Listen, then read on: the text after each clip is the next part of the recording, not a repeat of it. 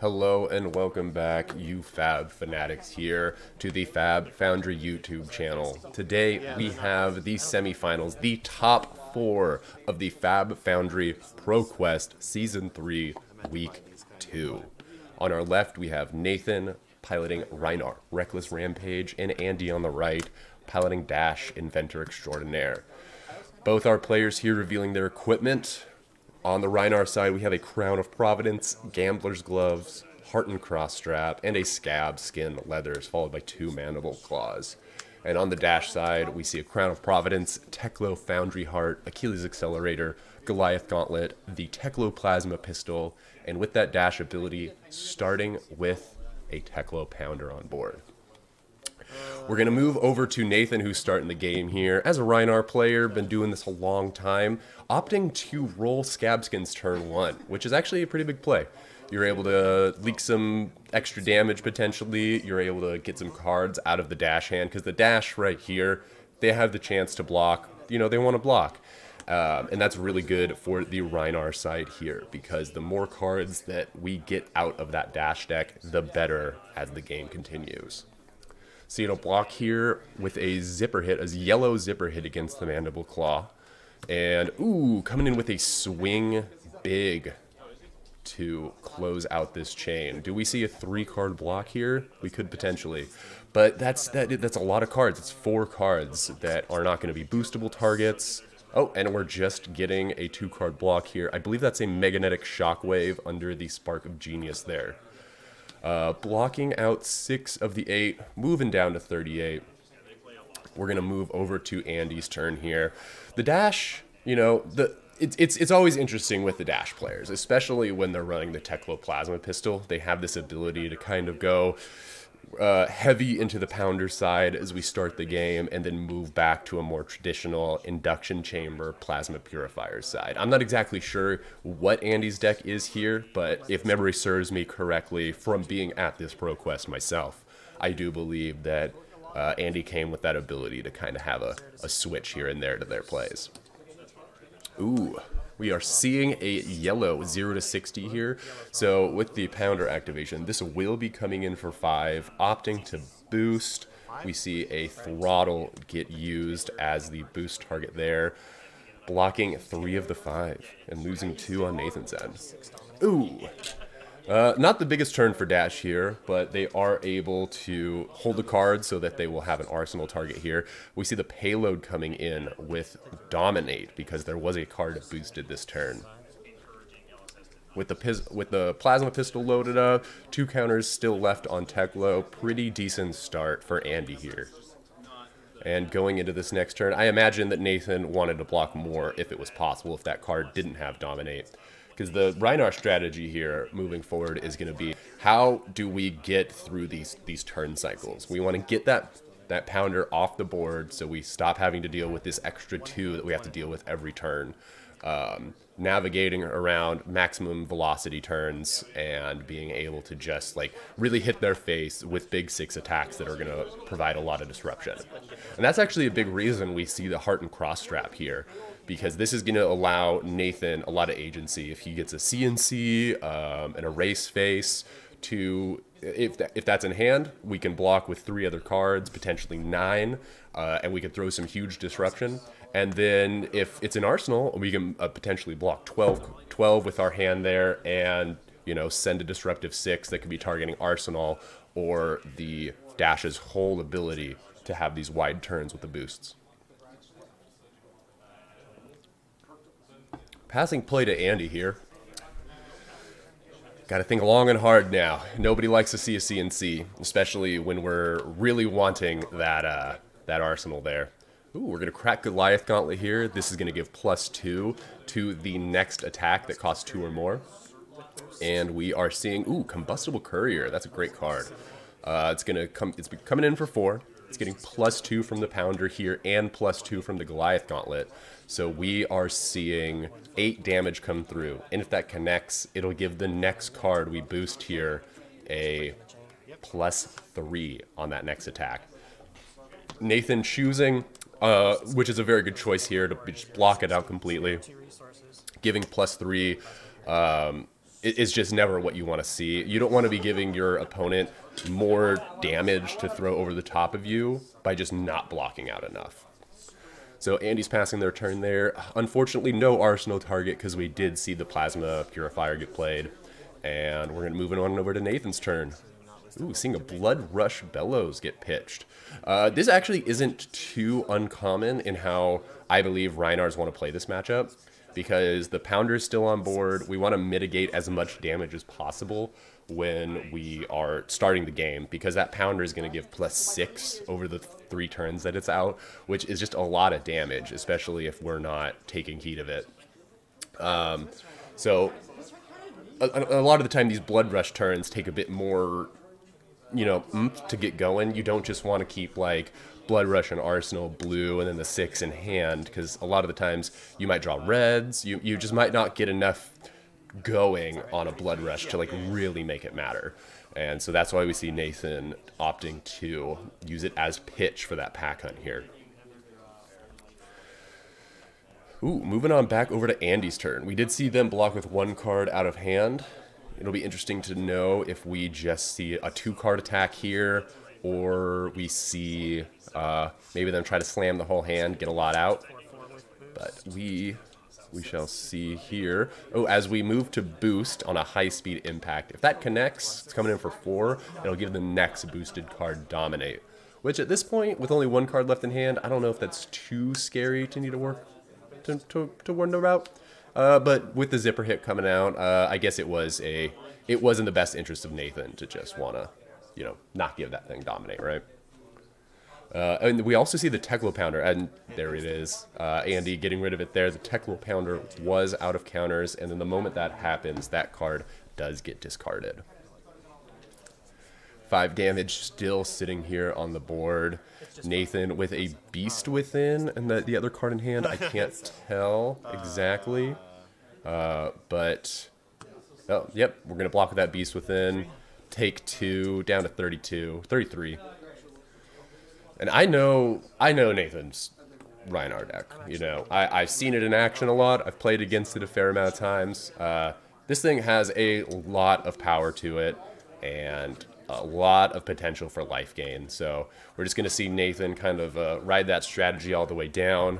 Andy loading a Plasma, taking it down, and giving the Teklo Plasma Pistol a +1 for the turn, shooting for 3, and Nathan opting to take it.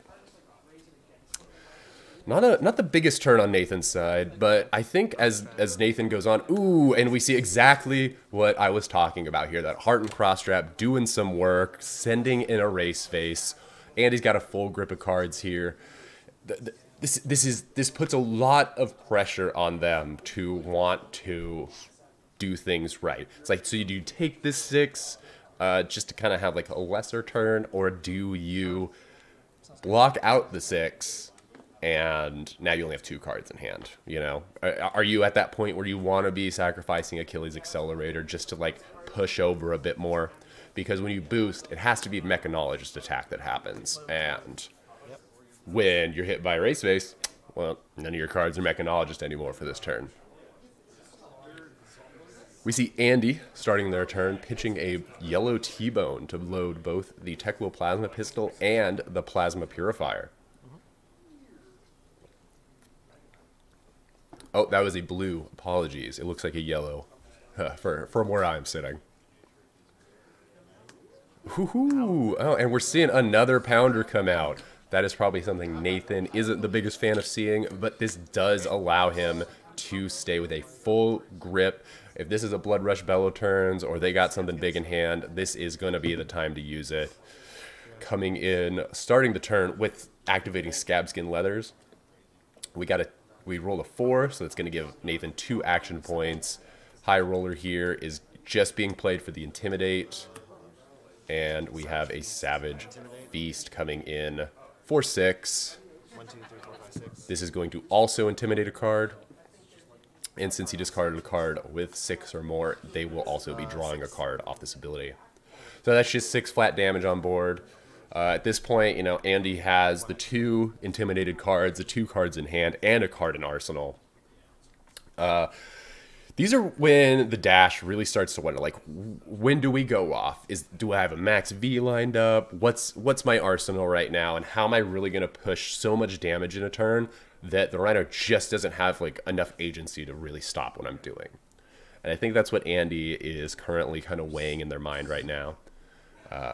Because we got Pounder on the board, Fresh Pounder, we got Tekla loaded, we got Plasma Purifier loaded. There is a lot Andy can do here to kind of control the board a bit. But we'll see what they do. There is still 2 resources floating on the Rhinar side here. And 2 resources can do a lot at this point in the game, especially with that card draw. We could see CNC here, another Erase Face, because they rolled the Scav Skins this turn. So there is still a chance we see something big. Ooh. Will Andy block? I personally feel like if we're going to block at all with that 2 that we see on the board, because we're not expecting a pummel here because that Savage Feast does only cost 1 and cannot be a target of pummel. So in my mind, I would be looking past what the Savage Feast is. Ooh, okay, it's a swing big. That's pretty big. 8 damage is nothing to scoff at. And the swing big also has an added ability that if you block it out completely, you do create a quicken token, where that doesn't really provide too much to the strategy Andy's trying to push forward, especially when they have the ability to just boost cards to get that go again. Ooh, getting a flash of our boy's hand here, Nathan. 2 Sink Belows, a red Sigil, and I believe that is an Alpha Rampage. Kind of not the hand you want to see right here, but a great blocking hand nonetheless. Excuse me. Seeing a red T-Bone come out using its boost ability to give it go again. The T-Bone, when you boost, or if there is a card that is boosted on the chain, which it sees itself having boosted, it forces your opponent to block with an equipment that is not currently blocking or is not currently destroyed. So Nathan opting to block the Gambler's Glove there. It's blocking for 0, but we need to fulfill the text on the card. So that is why Gambler's Gloves got pushed to the front. And the Sink Below, as we've already seen, got put down, blocking 4, taking 1 on Nathan's side. We see that Alpha Rampage. I'm pretty sure that was an Alpha Rampage that was in their hand. Put that to the bottom, and now we have that card is from the Dory Rhinar deck. I believe it is called Clearing Bellow, if I am not mistaken. Ooh, and a Zipper Hit yellow coming in for 4, getting the sink again. Ooh, and we see Nathan actually putting that Bellow to the bottom and drawing a CNC. This is pretty big. That is a really good card to see into Andy right now, especially if CNC does kind of have one of those things where it is an amazing card to see into these more aggressive matchups here, but only if they actually have a card in Arsenal. So if Andy is able to like navigate this, and actually we have 2 red pitch cards in hand, no real agency to have any resources past this. So there's not really going to be a need to even want to keep the CNC. Oh, but we don't even see another attack here. It is a Spark of Genius. We're pitching a Max V. Oh, that's rough. That is very rough. But we are getting an Induction Chamber, which for the long haul of the game, this is definitely in Andy's interest to get these items out quick and, you know, just start that train of, hey, I'm going to make this gun 3. I'm going to shoot it twice every turn, effectively, you know, taking 2+ cards out of the hand of the Rhinar. Most turn cycles, you know, until we see a Blood Rush Bellows potentially. We also get a draw off the Spark of Genius because they boosted on both the T-Bone and on the Zipper Hit. That is a special thing with the Spark of Genius that you get to draw if you have done that. All right, we have play passing back over to the Rhinar.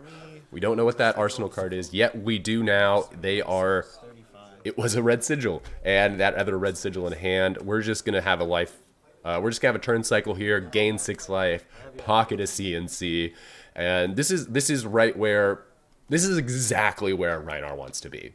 You know, we're able to have huge disruption just sitting in Arsenal. We can block with 3 cards, effectively blocking 9. And when, you know, Andy's sitting over here, a lot of the stuff at this point isn't really lining up. We've been seeing a lot of good cards hit that banish zone. We've seen Throttle so far. There's red 0 to 60 sitting on top there. This is not, you know, where Andy wants to be seeing his really good power cards going.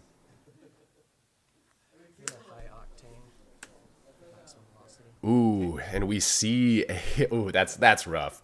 A high octane turn that only starts because we pitched a maximum velocity to get there. That is very rough. These maximum velocity turns, you know, sometimes they take a bit of building to actually get to the point where we're going to actualize all the damage that we're going to see. But when we're having to play out these turns and actually be pitching maximum velocities, putting them back to the bottom of our deck, this is just a bad look for the dash here. And this is effective. This is going to be really bad for the dash moving forward, because that means that 2 max Vs are going to essentially be stacked together, and we're going to draw them. If we get to the end game and Rhinar isn't able to knock down Andy prior to that, unless we see a spark of genius and get that deck shuffled up, those max Vs, they're just going to get clumped together. It's going to be really hard for Andy to move back. A Pulse Wave Harpoon. Yep. If it's a blow to block. Activating the boost cost, getting rid of a Teklo Core. Oh, I have to reveal him? Yeah. Oh, some discussion between the 2 players here. Pulse Wave Harpoon, when it's played as the opposing player, you have to reveal cards from your hand equal to the amount of times they've boosted, and then you are forced to block with a card that you reveal if its defense is equal to or less than the amount of cards you've boosted this turn. So Nathan only had 3 blocks in hand. He wasn't forced to block with a card, still opted to block with a red pack hunt here. Ooh, and we see the Teklo Plasma Pistol starting to do its thing, shooting for 3 after that Plasma Purifier activation, loading it, and we're shooting for 3 again. It got go again off that induction chamber. And yeah, this is Andy's looking to be in a decent spot, and we're going to shoot again because of that. Oh, actually, I don't believe the induction chamber was used. It was a action point created off the high octane that was being used there. And Nathan, he was trying to keep that card in hand, as you saw, all the way until that last shot, because we want to play to that assumption that that last card in hand on Andy's side is going to be put into Arsenal so that CNC can get a bit more work put into it. Now, it might not be the easiest thing for on Andy's side. There's a lot of you know, different thought patterns going into like how we want to play the deck, what's going on. So we have a bit of a luxury when we see this top-down view to wonder if, you know, seeing how those shots came through. You know, we had 3 connect, and then when we pitched the last card, do we see the last 3 get blocked? Now, if you're like deep in the tank, you could assume that because of that, we have a CNC in Arsenal. Because, like, why keep this resource card that doesn't need to stay in play if there's no reason to? Red Throttle coming out on the on Andy's side here, on the dash side. We see a 3 block and then a Fate Foreseen Defense React, blocking 7 of the 8. That this Throttle was going to be the last of that second Pounder's +2 damage. So we see the Pounder got discarded, 8 damage, is blocked by 7. Nathan taking 1 to 26. And we see the pistol strategy coming into play again. Shooting 3, getting 3 blocked, giving it go again, rinse and repeat. Loading all the items, shooting for 3. We're going to take that 3, though.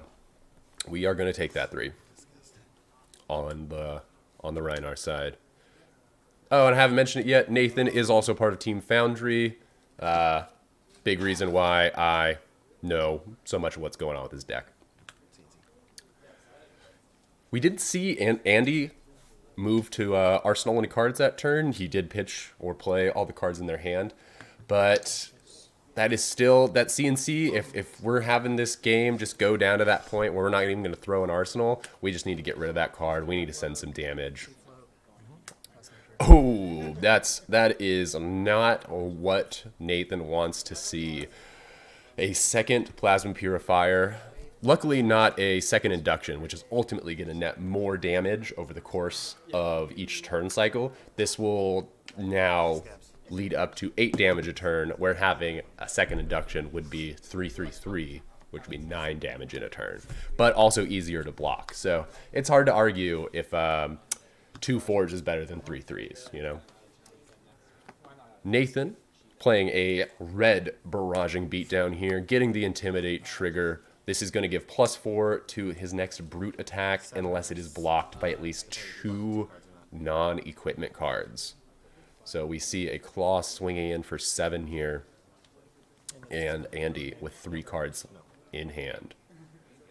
I think we do see a block here, yeah, because I don't believe that Andy has enough room to work with, especially with the life totals being where they are, that it's really in their best interest to take 7 and only have a 4-card hand. Now with Andy, only 2 cards in hand. This is probably when we're going to start seeing the pistol really try to pick up a lot of the slack here, because we can make that pistol 4 damage, shoot with it twice, and yep, we're pitching a blue to load, throttle. Oh, we're sending a throttle. That's very interesting. Very interesting.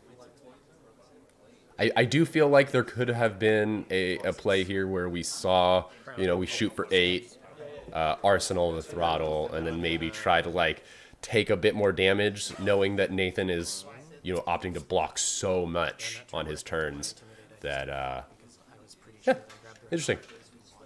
I may have done it different, but, you know, I'm not in the pilot seat, so I can't judge. All right, and with that 6, we only see a block of 3 going. Oh, actually, no, we did see a block of 6. They blocked with the Crown of Providence, the last block on the Scab Skins, and a card from hand. Getting that roll. We have 2 action points on the Rhinar side here. Didn't even need to break the gloves. Playing a Tome of Fendels from Arsenal. That is huge. We are going up for life. We are going card positive with that. We are now resource positive.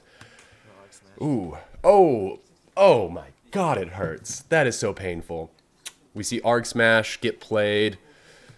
It's much like Scab Skins. You get half of what your die roll is. Oh, and we see 6 here. That is disgusting, Nathan. That is disgusting. You have basically ripped away the win condition Andy had, and that took turns to build at this point. That took 3 turns of him saying, I'm going to stop my damage here so I can build for something in the future.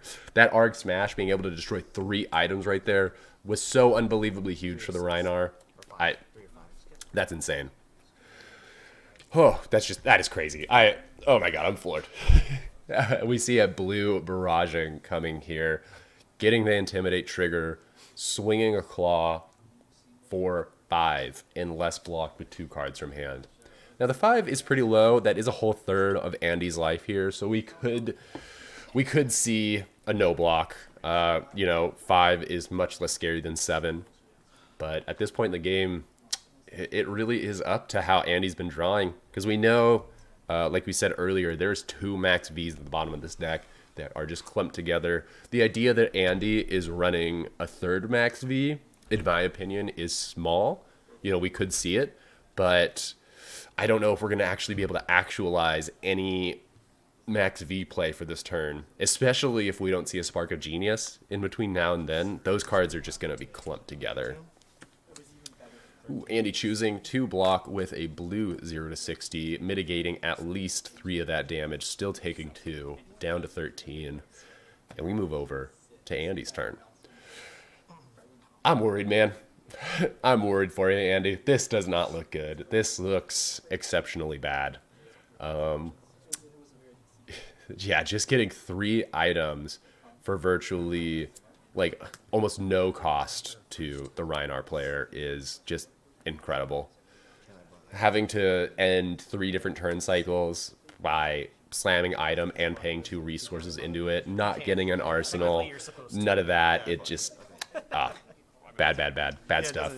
Doesn't make a difference. Ooh, see both our opponents here with the T-bone being played. Again, it needs to be blocked by a card, a non-blocking equipment, and even though that Scab Skins can't block for anything, it will have to.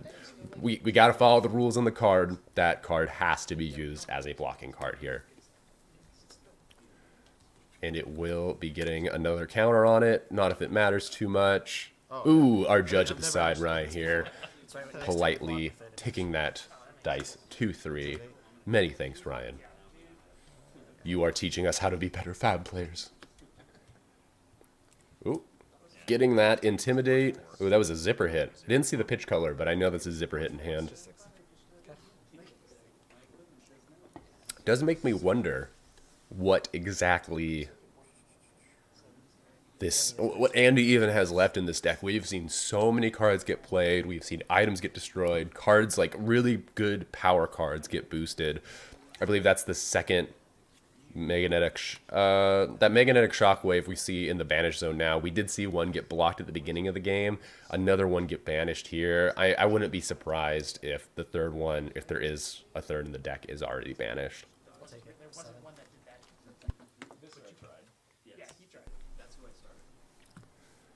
Oof. There is quite a difference in life at this point. Nathan having almost 4 times the amount of life as Andy here, and a lot more room to work with. A deck that is not currently thinning to the point that we have to worry if we even have enough damage to even close this out, much less, you know, actually keeping up blocks and being able to mitigate damage as this Rhinar just throws haymakers at us constantly.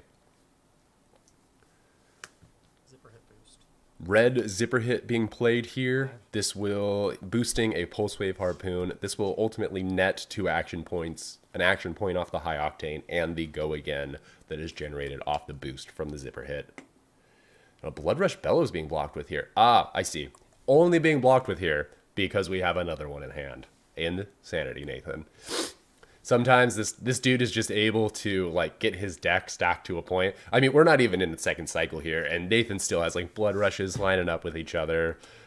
Just like great ways to like really close out a game here.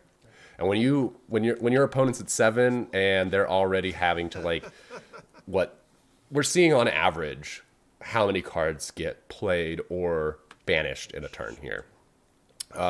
Most of the time we're seeing like 3 cards get played, 2 cards get banished, maybe an arsenal, maybe not an arsenal. But that is just very rough to deal with, especially on a deck that can block so well, have such high value attacks as Rhinar does, to where it's like, yeah, even if I block 2 cards, mitigate 6 damage, take 7, I can still just send 6 back here.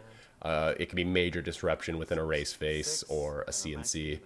Ooh, and Andy just counted cards there. 4 in hand, 1 in arsenal. I believe that's 5 cards left in deck. That is... I don't believe there is a possibility here any longer for Andy to win. I just don't believe there is enough power printed on the cards to really come up with an effective strategy here anymore.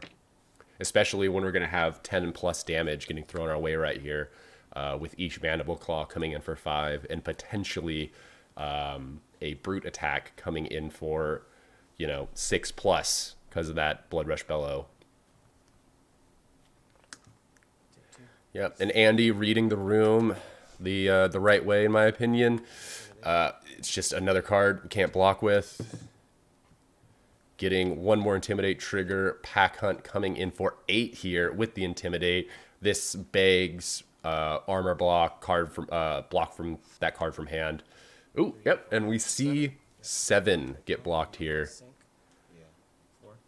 And Andy opting to replace his arsenal with the Crown of Providence trigger to put that arsenal on the bottom and draw a card. 7 of that, 8 was blocked. Andy at 4. Oh, we see another Sigil of Solace red in Nathan's hand. Gonna be able to push this life total up if need be. We have Intimidates with that barraging, Beat Down in hand, Erase Face. Yeah, this is nasty. Nathan's got a whole heck ton of agency to pretty much do take damage, send back 6. A lot of life to work with here. Zipper hit yellow with the boost cost, boosting a 0 to 60 and getting blocked for 3 by that barraging, taking 1 to 18 for Nathan. 2 coming out. That is going to get straight to the face for Nathan. Tackle a plasma pistol, going bang bang, take some damage. Nathan, how sweet. Waiting for Andy to draw his cards before we do anything crazy here. And an erase face. I'm counting 2 cards left in that library, if I am not mistaken. I do not believe I am. So with those 2, 4 in hand, 1 in arsenal, we have 7 cards left here. This erase face, threatening lethal, threatening to stop all the triggers, all the abilities to boost. Oh, and with that, Andy gives the fist, gives the concession, and you know, that's it. Actually, I wouldn't say if that's so much a concession as just like, I'm not blocking here, we're gonna call it good. So yeah, Nathan going up. He's gonna be in our top 2, playing against a Briar. Stay tuned for our next episode of this, the finals of the Proquest Season 3 at FAB Foundry. This has been Jesse. Thank you so much for watching.